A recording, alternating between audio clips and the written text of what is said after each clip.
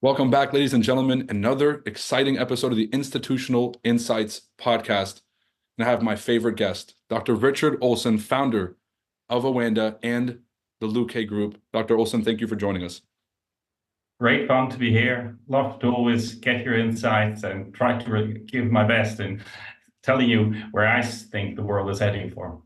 I appreciate it. And I know you're a busy man, so I appreciate your time. And I appreciate you speaking at the FX Summit. I think it's hard for you to read the room because when you zone in digitally, but everybody had a pen in hand, writing till their paper was on fire. And I really wish that we could share that with you just to really get you to understand how impactful that was. So thank you again. There's something that's on everybody's mind, and we just spoke about it briefly before the recording, which is the current situation with prop firms, brokerage relationships, and US clients. Could you give me your understanding of the current situation? So, kind of for all the guys which were involved, put all their soul in. I mean, it's super painful. Boom, suddenly it comes down and you're kind of lost. Now, I think everyone has to know that this whole space of how you trade, the tools which you need, is in for radical game change. And there I have to make an analogy. Just dial back, 20 years ago, when people were sitting at home and trying to make gold before, kind of all these things, and you had these dreams. My goodness, tomorrow we could do it. And then what happened is suddenly a few crazy scientists came saying, this how it works, how the atom. And within 25 years, a completely new physics evolved, which based on that, we're talking today. It wouldn't be possible before. And now financial markets, way back, originally, people were on the phone, did a few trades, and this is how they worked. And then with the arrival of digitization, you would have thought that the quants, the engineers, push forward and build new types of models. But that hasn't happened. It has been super slow. So everyone out there in the space, the everyday trader, he still has tools, the same tools that were pitched 30 years ago. Just it's a little online, leverage. I mean, all this hasn't changed. But just like the modern technology has made huge strides forward, the same is going to happen as we speak with financial markets with a completely new set of tools coming out. Wow. So the best way I can understand what you just said is that everything in its infancy stage is going to have its problems. And it's going to take time for that space to evolve. But if the idea is attractive enough, eventually someone's going to make it work. Is that fair?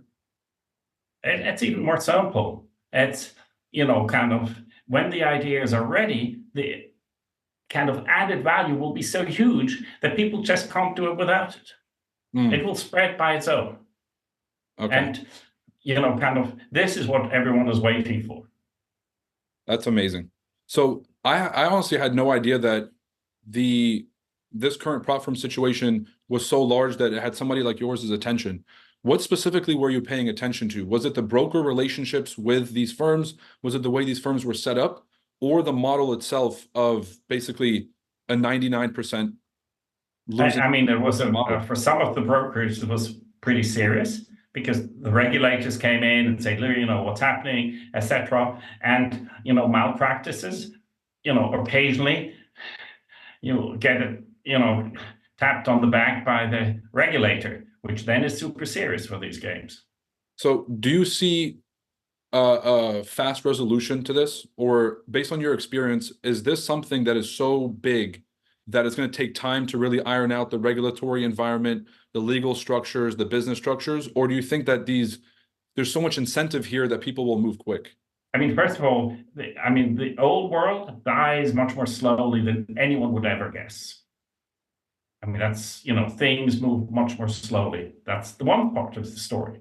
But on the other hand, if you have a successful mousetrap, which is really good, it can really jump up and be in prominence in no time. So both will happen. And the reason why I'm focusing so much on these digital markets is precisely for that reason. Because if we're ingenious, we can make a quantum leap literally within 1 year. There it is. And I think that you said it best right before the recording started, which is a lot of these firms have bad intentions, but the concept of what these firms were trying to do, I think, is in line with your vision of democratizing markets and making access available to all. And I mean, think just if every time you have to send an email, you had to pay $1. I mean, unthinkable. And now, in my thinking, nature is, for me, I find one of the most fascinating, things to be inspired by. And think, whenever your heart beats, the heart would have to pay 1 cent to push the blood on. It doesn't work because the blood pushes 50 liters per 10 minutes. And financial markets have to be super liquid, narrowest spreads for the small guys, choice prices. Okay, so speaking of reducing fees and having a low fee exchange, let's shift over to Luque. Can you give me an update on how the platform is doing, what recent updates that you guys have, and what's really happening with the platform? So first of all, Luque is an OANDA 2.0 in this new blockchain environment. Now, we have done a lot of work in the background. We have recently, I've mentioned that, released the first kind of optimal signal service, which is a decision support tool, which uses the kind of weather language to give advice to people who are seeking market advice. And interestingly enough, we're at this, kind of exciting moment when things seem to suddenly take off fast. So I presume that if you kind of watch us during the next year, hopefully we'll take everyone by surprise. So that's helpful because there's a lot of, I guess the narrative right now is that the next crypto bull run's right around the corner, right? We have the Bitcoin halving is going to be next month. Typically within probably 1 or 2 quarters after each halving, there seems to be a lot more interest into crypto. There's a lot of institutional interest. What's your outlook on the crypto market? So, I mean, first of all, I'm a little kind of tough on that. I mean, Bitcoin, Ethereum, we have to understand these are prototypes. These are the first comers. Think of what you can do better. So I presume, and I'm really kind of super tough, in 5-10 years, these will be footnotes. You will have rapidly new products which will suddenly gain prominence and bring everything together. So, and also it is, I find, just from a history point of view, it's so fascinating to see what's happening, who will play out. So it's like a big battle. I know this is not my place to push back, but I feel like I have to ask a qualifying question, which is, I can understand the Ethereum example because there's Solana, which is a cheaper and more efficient way for developers to build on the platform. But there's very few, I mean, Bitcoin's main benefit comes from the limited supply and the fact that there's a promise to have that fixed supply. So I guess it's more of a investment than it is a technology. When you say they're prototypes, are you referring to the technological capability or the investment potential? Or I can do both. I mean, if someone, kind of takes his mind to it, he can have the performance of Bitcoin plus more. I mean, it's like, kind of, I know when I speak, kind of people ask, how is that possible? But this very much like a smartphone, kind of 20 years ago, you would say, how is that possible? Of course you can't do it. This would be the argument. Today we have the proof. And in the same spirit, you'll see that things will become possible, which today, from a common sense point of view, would say, this can't be, but it will be. And this is what I find is so important, is that the traders who want to make, kind of interesting money at low risk should keep their eyes open. For what specifically? For innovation. people who think and do, I mean, in business, kind of it's so simple.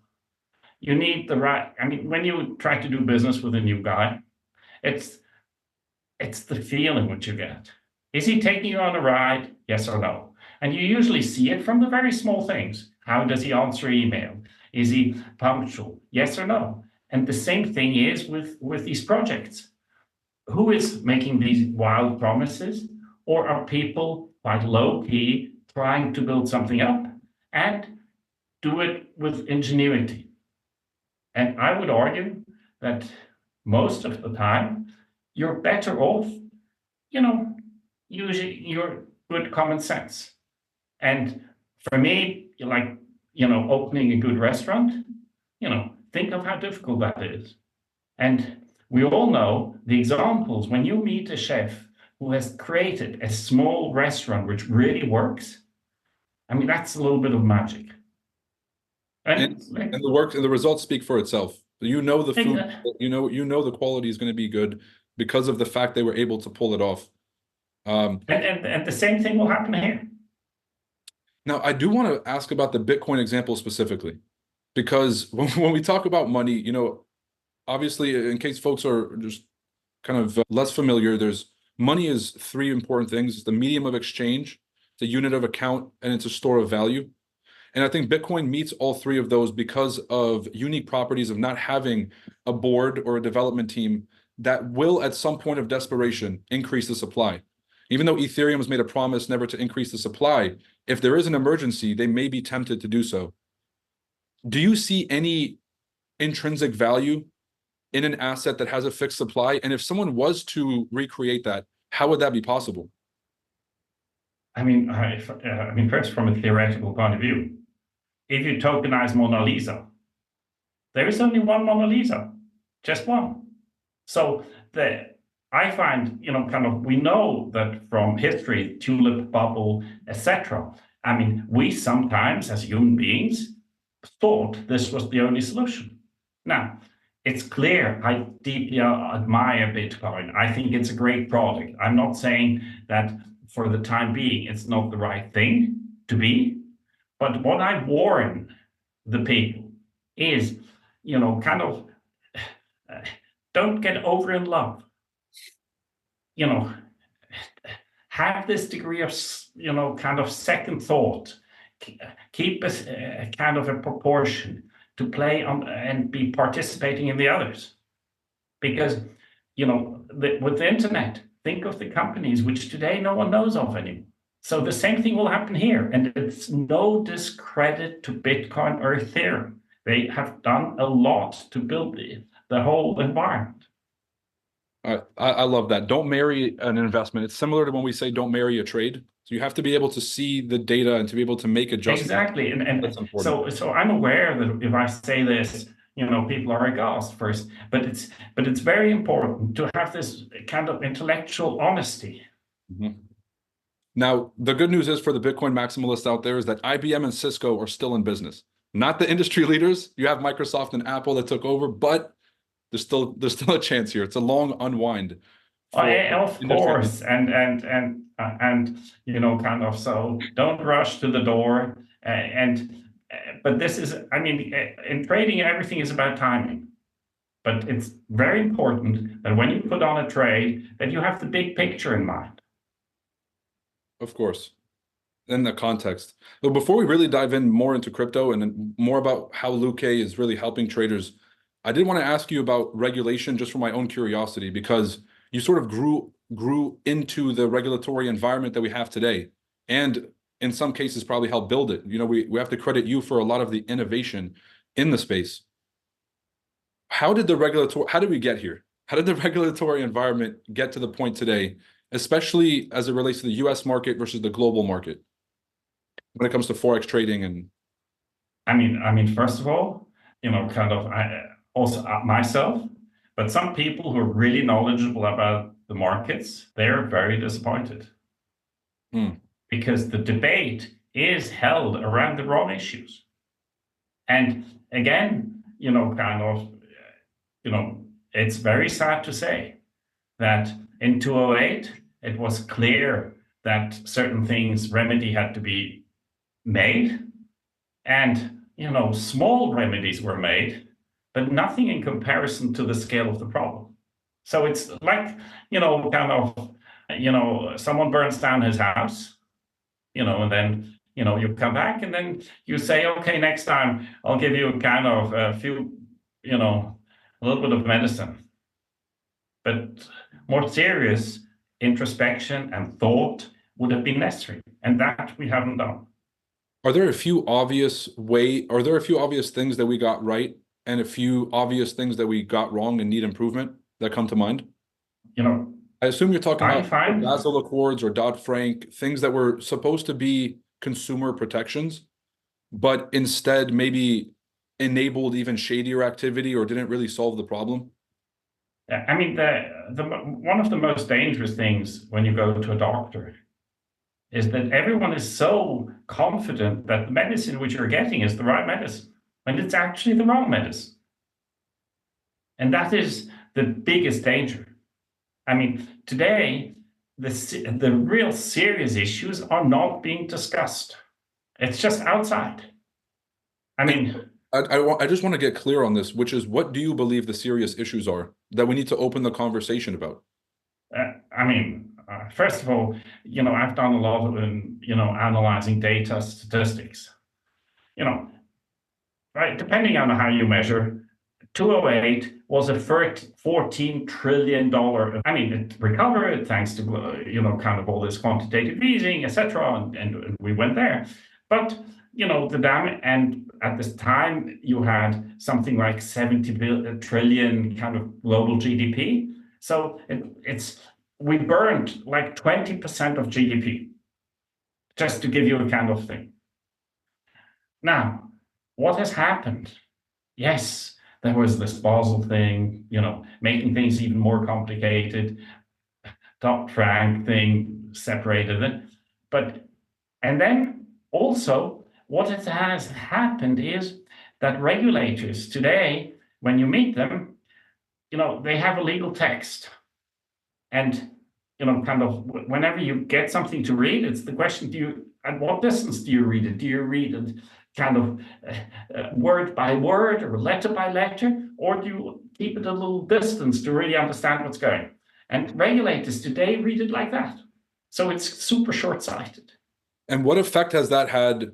First, let's talk about the forex industry as you've seen it evolve. And then let's also talk about, more importantly, the crypto industry, which I believe has been regulated to the point of stagnation in terms of innovation, because nobody wants to put themselves out there. People see, especially in the States, cryptocurrency projects see what happened to Ripple. And they're like, well, if I become very successful and I provide a technology that's low latency, highly scalable, global, and competes with the current SWIFT payment system, I'm going to end up in a lawsuit with the SEC for 5 years. And so let's talk about, how do you feel regulation has stifled innovation in forex? And let's also talk about the crypto space. So, it definitely has stifled forex, and, kind of has taken a lot of momentum out, innovation which existed for a while. Kind of the banks have so many other problems, they just cannot, have the kind of intellectual kind of bandwidth to really dive in and do it. I know some of the people quite well. It's just, they don't have the time. It's too many other pressing issues, even though, you could make lots of money, but it just, they don't have the energy. This actually goes to the example you used about the doctor. And the reason that people trust that the medicine they're getting is the right one is because of the credibility of the doctor. And I think the reason that people assume that the financial system is the way it is because the credible sources, let's say the banks or whoever the influential figures are telling them this is the way it needs to be, right? Exactly. But the serious issue is in this real-time environment which we're in. I mean, when things go a little wacky and out of things, you'll have real-time reporting and people will look very pale. And that is not a good message. Could you elaborate? I mean, you saw it in 2008. I mean, the people trying to actually salvage the situation, they were scrambling day and night to to keep it going. But the problem is, since the world has, become much more complex, all the political issues which are happening. I mean, global warming, it had the degree of complexity and threats have significantly been upped. So how do you then want to get an easy way out? I mean, it's super challenging for the guys. God, we had such a fascinating. What was it about? Oh, it was you. You were explaining the concept to me. This is on the previous podcast we did. This is a year and a half ago. The static systems versus dynamic systems, and talking about how people see, or some economists used to view markets as a hard science, versus seeing it closer to something like a geoscience, which is more dynamic. And so, is that what makes? Man, I'm trying to find a way to explain this. Is it because the industry is evolving so fast, it's hard to make regulations that fit? Like you were explaining how there's no contingency plan for a 2008 situation, like a black swan event. Yes. Is it possible to build contingency plans around a dynamic system like this? I mean, first of all, modern science, the computer, think of electrons, super dynamic objects, but we need hard work has to be done. I mean, we need the best minds of the world. They have to zoom in and build the tools. And that hasn't happened. But the time is not right. I mean, it is not, kind of, the spark is not ready to jump. So the time couldn't be more perfect. So first of all, kind of including the work which our team has been doing, we're pretty far along. Things are much better understood, that kind of market environment, because also you have digital markets, execution can be quite rapid. It's the time to strike. What are you hopeful about in terms of the evolution of trading technology and investing technology from the eyes of a consumer? Like if I, as a trader or as an investor, what should I be excited about in the future? I mean, kind of, first of all, I have to make a big disclaimer. I hate to talk about things which are not here today. I mean, that I find is a disaster, because you say, why don't you deliver it tomorrow? But at the same time, let's, we're kind of, it's good to think a little out of the box. Now, remember, airplanes didn't have a radar.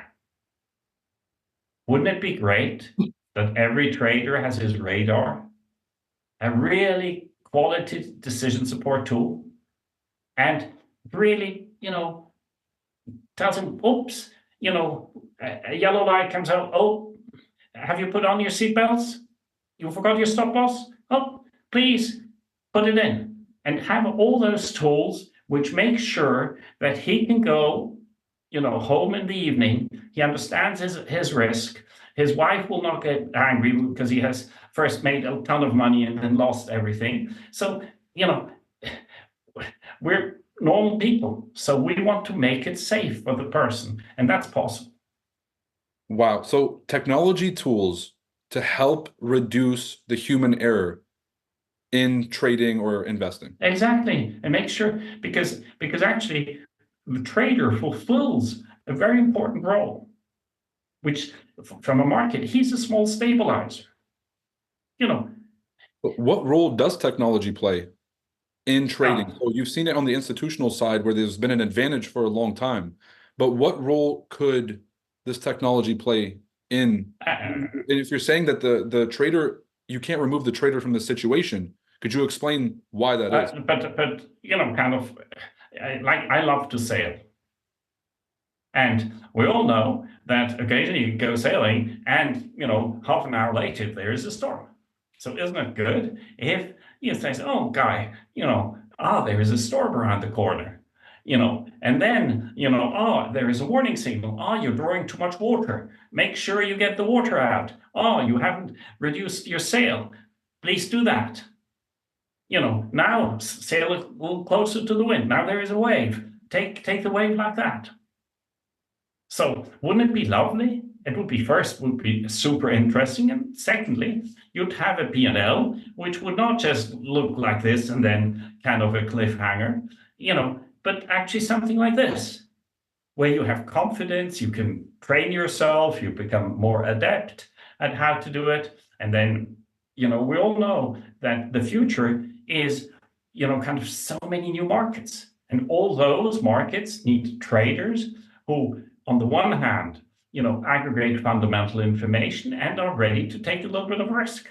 Yeah, I'm very excited about where markets are going after your talk at the summit, where you were talking about derivative contracts on some of the new assets that are being created. So on top of the fact that there's new asset classes and new assets being developed in all asset classes, then there's new derivative contracts being developed in real time on top of this whole layer. So I'm excited about where markets are going. And I think that this focus on giving traders tools to equalize their opportunity with institutional traders who have these tools, who have a floor manager that's going to keep them accountable, that have AI systems and breakers and things that'll protect the accounts.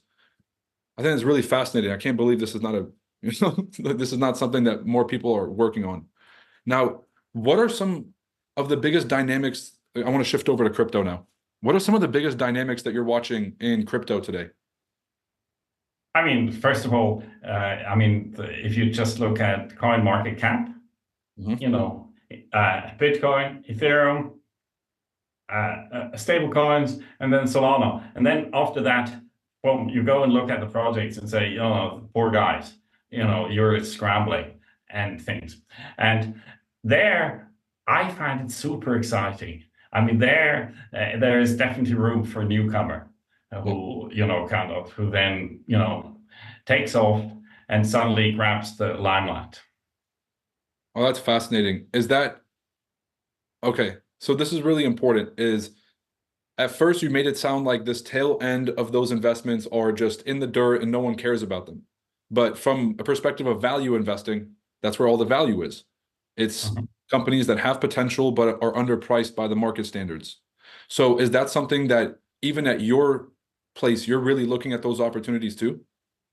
Yeah, I mean, kind of now, I'm very much self-centered in the sense, I mean, all my attention is on Lykke and trying to make that work and, execute on our potential. Because, to be honest, I mean, what I deplore about today's financial system is I want to contribute to make a positive impact.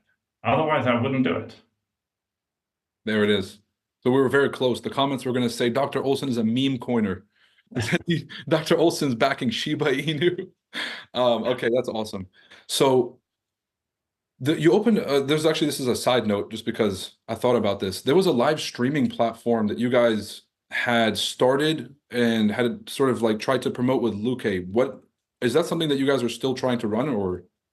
Kind of, no, we're just focused now on optimal, launching our own utility token, bringing down spreads, kind of making the experience kind of really seamless for the guys. Right, and we'll put the link below so that everybody can find the Lykke website. Make sure it's the official link and everybody can go and explore there, because I know that they're going to be interested. In a time where the people who are starting a lot of these companies, and akin to the example of making fake gold, now something came to mind, which is cubic zirconia ended up becoming an industry, and now there's lab-made diamonds. But that took decades, and then there was this whole narrative of diamonds being the scarce resource that had to go away. But it's important that people listen to somebody like you that has the track record and that has the experience through all the different ups and downs, pre-2008, pre-tech bubble, and then evolving into this industry. So if there's anyone that folks should be trusting with this, it's definitely you. Is there anything that you're seeing that are challenges coming up? Because I'm an optimist naturally, so I look for opportunity. But are there any challenges coming up that you see for traders specifically? I mean, obviously, these kind of seismic shifts, which will happen, is both a huge opportunity but a huge threat. Because, things which you have taken for granted will suddenly dive, correlation suddenly increases when you thought it was kind of low correlation and you were diversified, then liquidity dries up, then you have your capital with a broker, which you thought, is all safe, and suddenly the guy disappears. I mean, it will just be super challenging. Pierce Crosby from TradingView spoke at the last summit, and he talked about the rise in offshore brokerages versus onshore and regulated brokerages. and their vetting process for who they allow on their platform. What is your opinion about offshore brokerages versus onshore? And I want to preface this by saying, clearly, if you're not registered or you're not regulated in the jurisdiction you're operating, there's something very wrong about that. But I also want to add a caveat that because of the regulatory environment, it is almost impossible for these companies to scale as a startup while registering, let's say, in the United States, for example. What's your take on this? I mean, of course, it's cynical where we are. It's cynical. I mean, you could easily create an environment, a kind of sandbox where all these, kind of startups could operate and minimize the risk. I mean, it's just also this problem of kind of the regulator kind of, seeing each kind of letter as opposed words or even sentences or even kind of intent of the underlying law. But this is unfortunately the reality today. But actually, and what I find, I mean, I may be too extreme, that actually the regulator is just focusing on one type of problems. Mm-hmm. And actually, if you set up the things correctly, there is an area where, you could actually make things work in an unbelievable way. This is the last question. I'm putting on my cynical hat and I'm putting on my tinfoil hat at the same time. What are the chances that this experiment was the sandbox? That they allow startups to get to a certain size so that they can watch the behaviors? And this is kind of my theory around crypto companies at first, is that the financial institutions allowed the experiments to happen to learn from the real-time data, as opposed to having 10-year shifts. You're seeing tons of ways to do things at the same time. But then once it starts to compete with the prevailing interests, then they're like, all right, let's shut this thing down and let's get in the game. Like, for example, OANDA is launching OANDA Labs Trader. And so right at the time where regulators are kicking out the startups who really made this opportunity and put it on the forefront, the institution, the same names are going to step in and sort of take that market share. Is there a chance that they just let all this happen? I mean, first of all, obviously a lot of money is at stake. So of course there'll be pushback against the guys who are kind of coming up with really interesting solution. And that's part of, when you build a new empire, you have to think that's part of the problem which you have to address. How to tackle that. A lot of the ones who are trailblazing and building these companies are going to listen to this. Is there any business advice or entrepreneurial advice that you would give? Would you tell them to back off at the sign of challenge? Would you tell them to stay persistent if they have a vision? What guidance could you give? If folks for me, there's just one thing. You follow your North Star. Never question the North Star. And actually become ever more intuitive. So, kind of, at least for me, I think more or less all day. I'm trying to understand this, that. But regarding decisions, I'm following the opposite. Just let intuition follow. And then when you do that, that allows you, as a startup founder, you have to occasionally, you have to do two things. One is infinite persistence, but then at the same time, you have to be ready to pivot. So you have to do the opposite potentially. And then if you have this open-mindedness, you suddenly know, oh, guys, no, here I'll pivot. And this is why it's so important to learn to talk to your inner North Star. And, so that's, I think, the most important thing to know is, and don't worry about failing. That is so incredible. Wow. Dr. Olsen, I could talk to you all day. I think that will leave the listeners wanting a little bit more, and we'll get you back on and get your take on the crypto market once things dry out. Because, historically speaking, and I'm sure you've looked at this data before, each Bitcoin halving every 4 years, everyone's expecting that to be a catalyst.